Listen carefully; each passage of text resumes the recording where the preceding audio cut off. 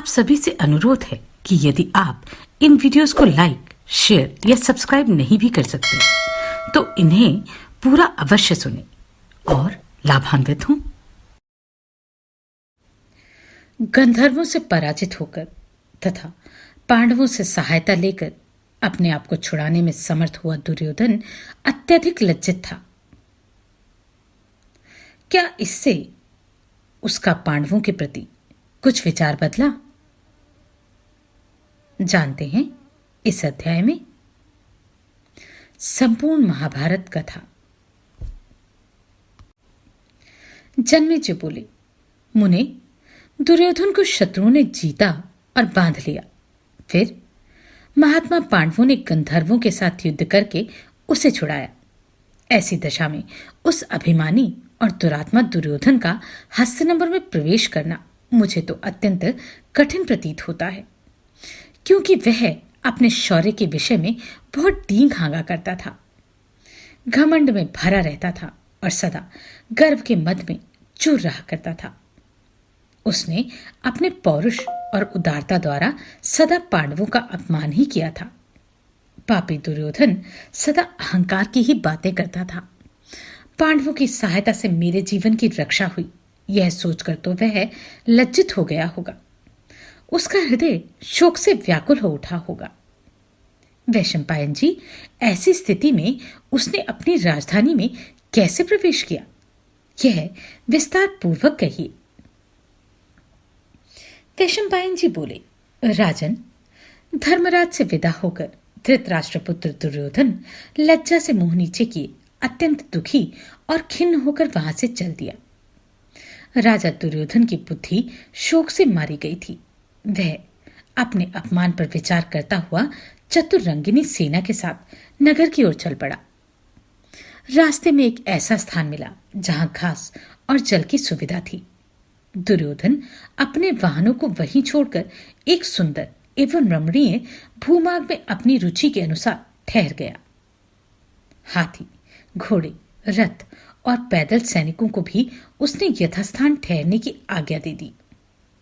राजा दुर्योधन अग्नि के समान उद्दीप्त होने वाले सोने के पलंग पर बैठा हुआ था। रात्रि के अंत में चंद्रमा पर राहु द्वारा ग्रहण लग जाने पर जैसी उसकी शोभा नष्ट हो जाती है, वही दशा उस समय दुर्योधन की भी थी। उस समय कर्ण ने समीप आकर दुर्योधन से इस प्रकार कहा, गांधारी नंदन, बड़े सौभाग्य की बात है कि तुम जीवित हो। सौभाग्यवश हम लोग पुनः एक दूसरे से मिल गए। भाग्य से तुमने इच्छानुसार रूप धारण करने वाले गंधर्वों पर विजय पाई। यह और भी प्रसन्नता की बात है। कुरुनंदन, मैं तुम्हारे संपूर्ण महारथी भाइयों को जो शत्रुओं पर विजय पा चुके हैं, युद्ध के लिए उद्वत तथा पुनः विजय की अभिलाषा से युक्त देख रहा हूं। यह भी सौभाग्य का ही सूचक है। मैं तो तुम्हारे देखते देखते ही समस्त गंधर्वों से पराजित होकर भाग गया था। तितर बितर होकर भागती हुई सेना को स्थिर न रख सका। बाणों के आघात से मेरा सारा शरीर क्षत विक्षत हो गया। समस्त अंगों में बड़ी वेदना हो रही थी, इसलिए मुझे भागना पड़ा।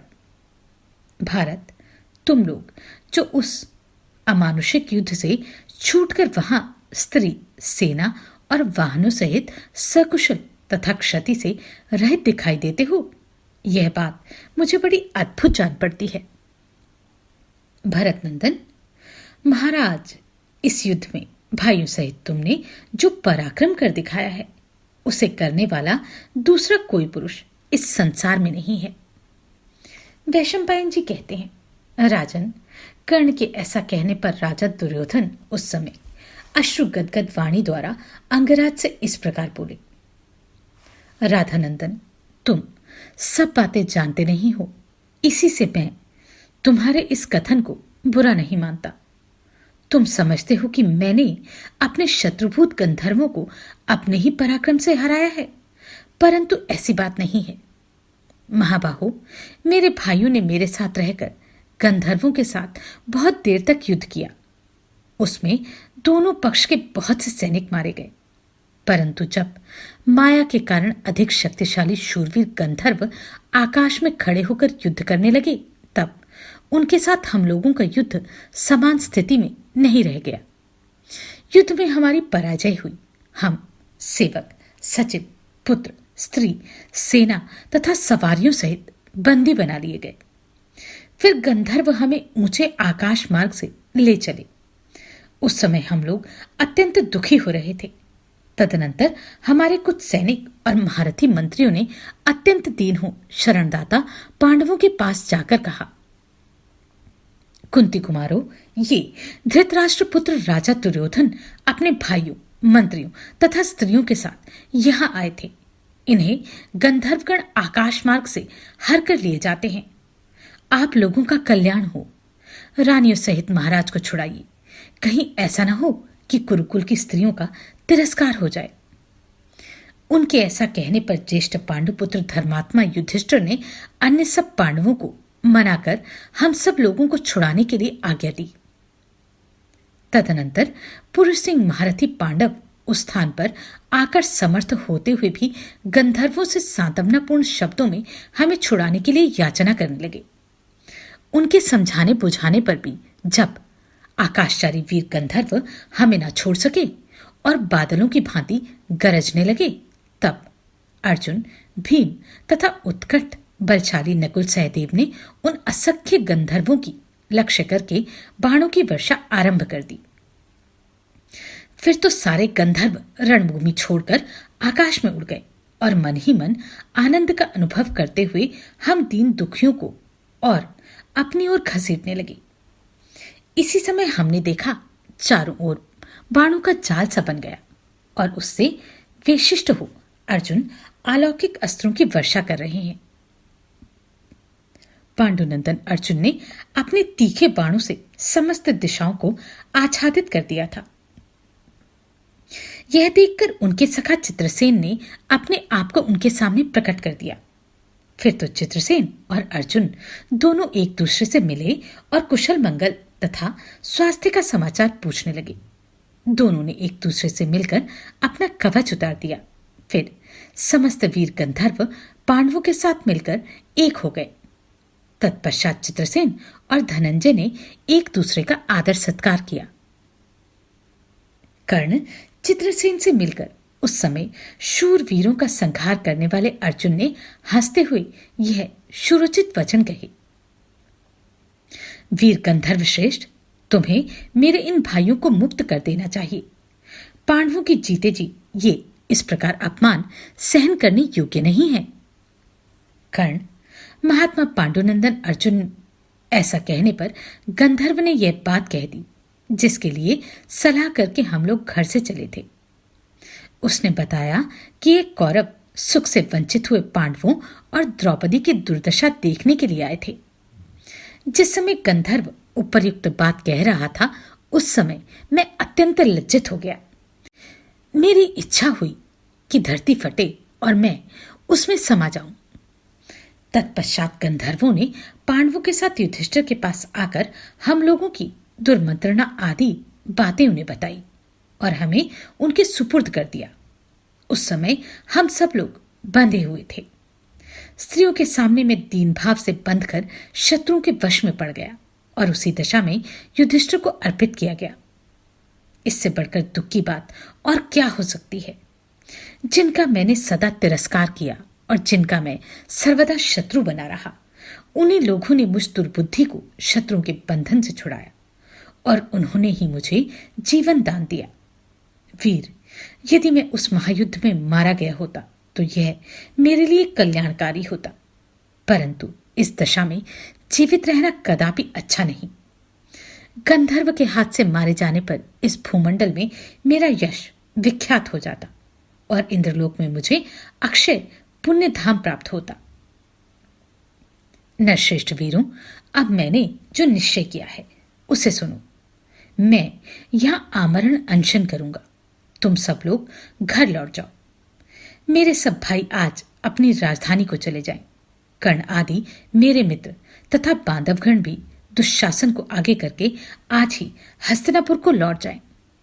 शत्रुओं से अपमानित होकर अब मैं अपने नगर को नहीं जाऊंगा। अब तक मैंने शत्रुओं का मान मर्दन किया है और सुहृदों को सम्मान दिया है, परंतु आज मैं अपने सुहृदों के लिए शोकदायक और शत्रुओं का हर्ष बढ़ाने वाला हो गया। हस्तिनापुर जाकर मैं राजा से क्या कहूंगा?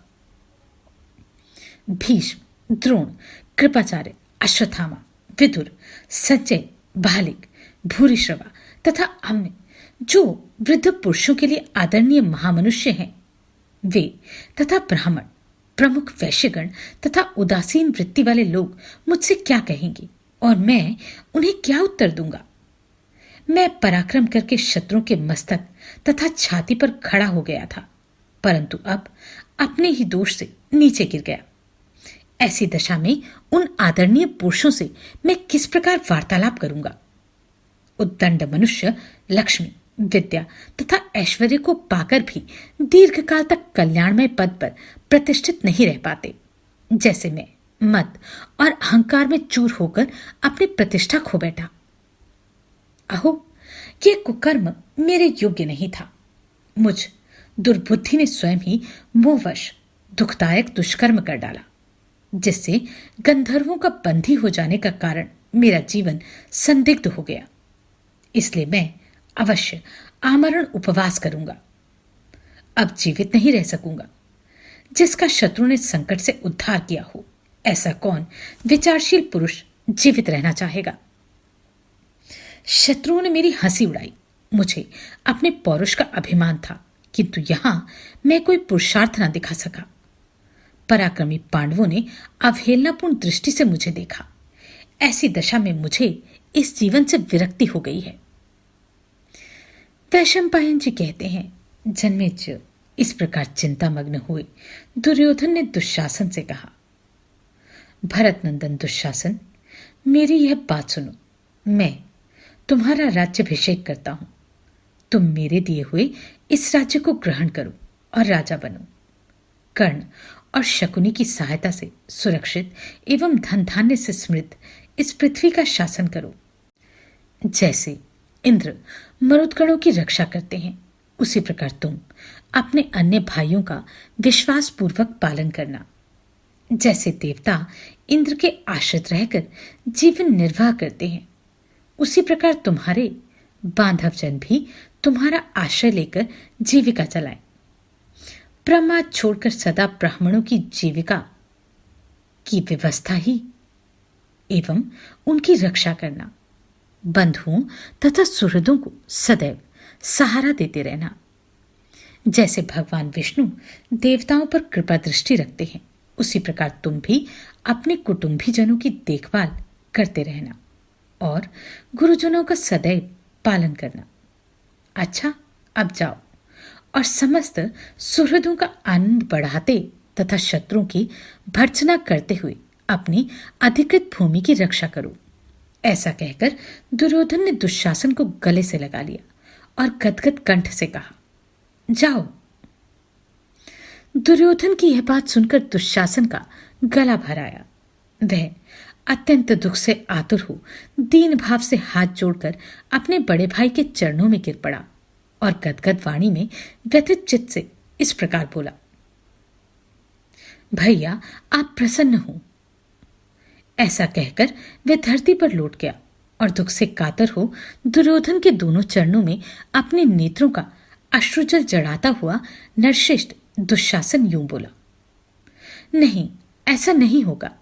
चाहे सारी पृथ्वी फट जाए, आकाश के टुकड़े टुकड़े हो जाए, सूर्य अपनी प्रभा और चंद्रमा अपनी शीतलता त्याग दे, वायु अपनी तीव्र गति छोड़ दे, हिमालय अपना स्थान छोड़कर इधर उधर घूमने लगी, समुद्र का जल सूख जाए तथा अग्नि अपनी उष्णता त्याग दे, परंतु मैं आपके बिना इस पृथ्वी का शासन नहीं करूंगा।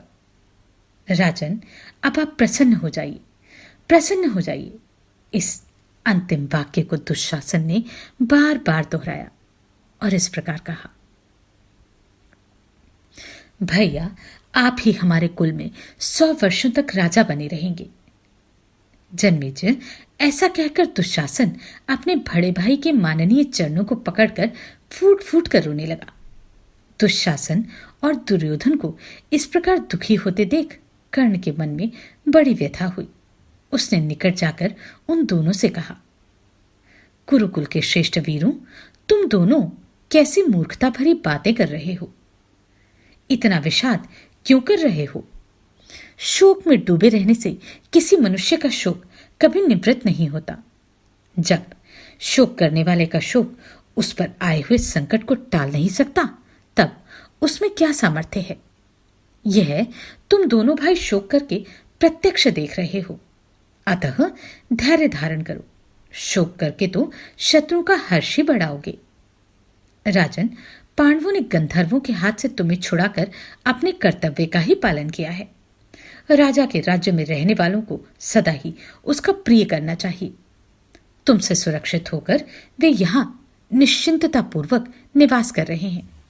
ऐसी दशा में तुम्हें निम्न कोटि के मनुष्यों की तरह दीनतापूर्ण खेद नहीं करना चाहिए। राजन, तुम आमरण उपवास का व्रत लेकर बैठे हो और इधर तुम्हारे सगे भाई शोक एवं विषाद में डूबे हुए हैं। बस इन सबको दुखी करने से कोई लाभ नहीं।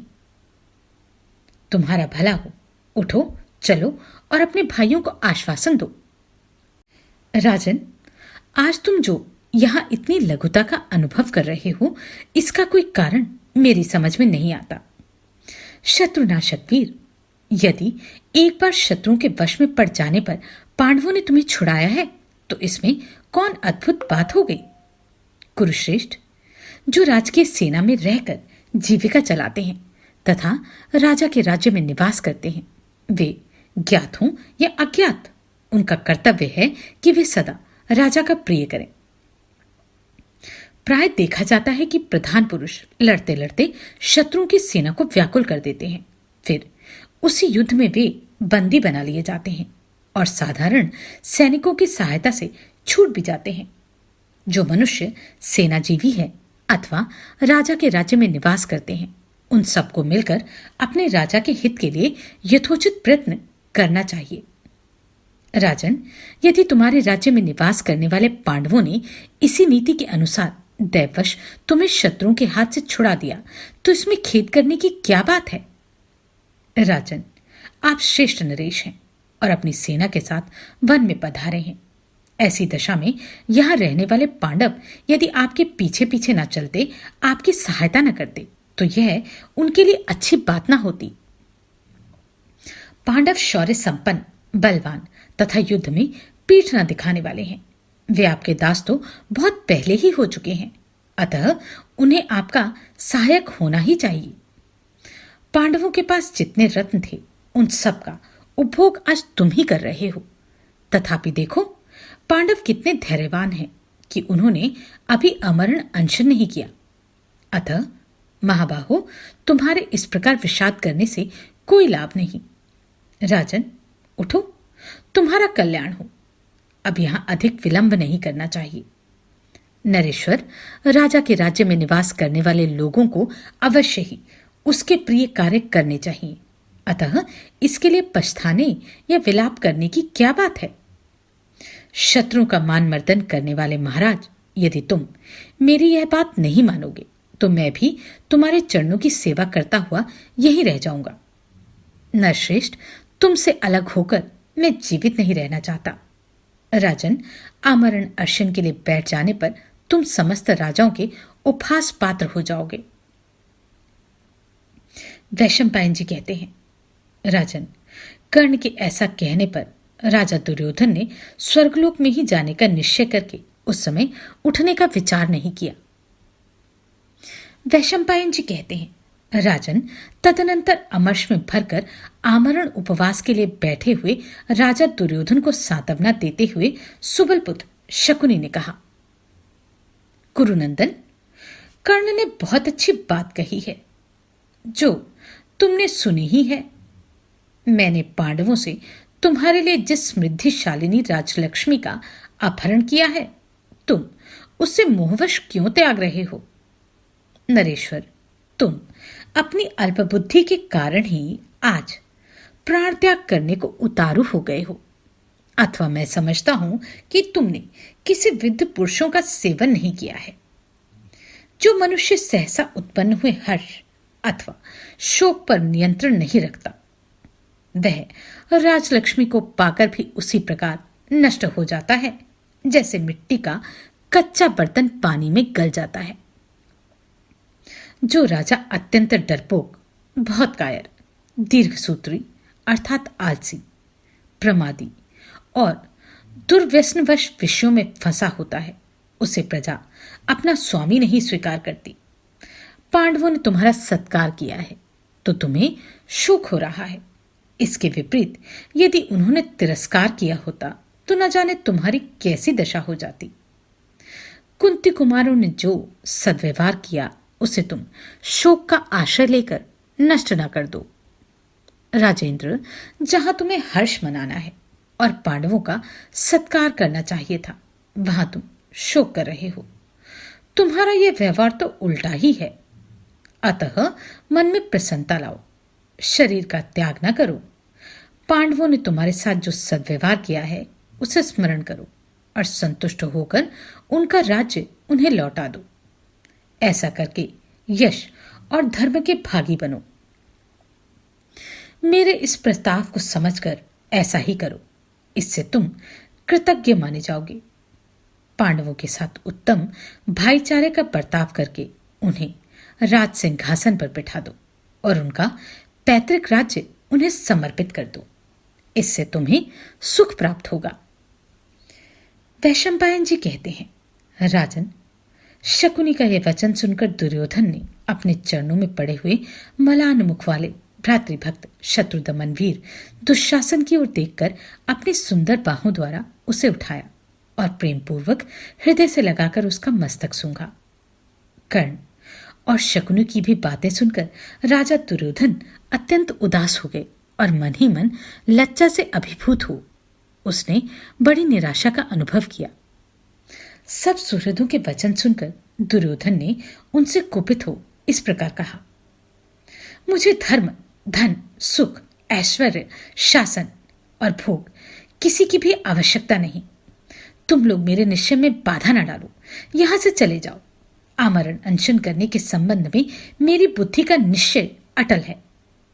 तुम सब लोग नगर को जाओ और वहां मेरे गुरुजनों का सदा आदर सत्कार करो। ऐसा उत्तर पाकर सब सुहृदों ने शत्रुदमन राजा दुर्योधन से कहा, राजेंद्र, तुम्हारी जो गति होगी वही हमारी भी होगी। भारत, हम तुम्हारे बिना हस्तिनापुर में कैसे प्रवेश करेंगे? वैशंपायन जी कहते हैं, जन्मेजय दुर्योधन को अपने सुहृद, मंत्री, भाई तथा स्वजनों से बहुतेरा समझाया, परंतु कोई भी उसे अपने निश्चय से विचलित न कर सका।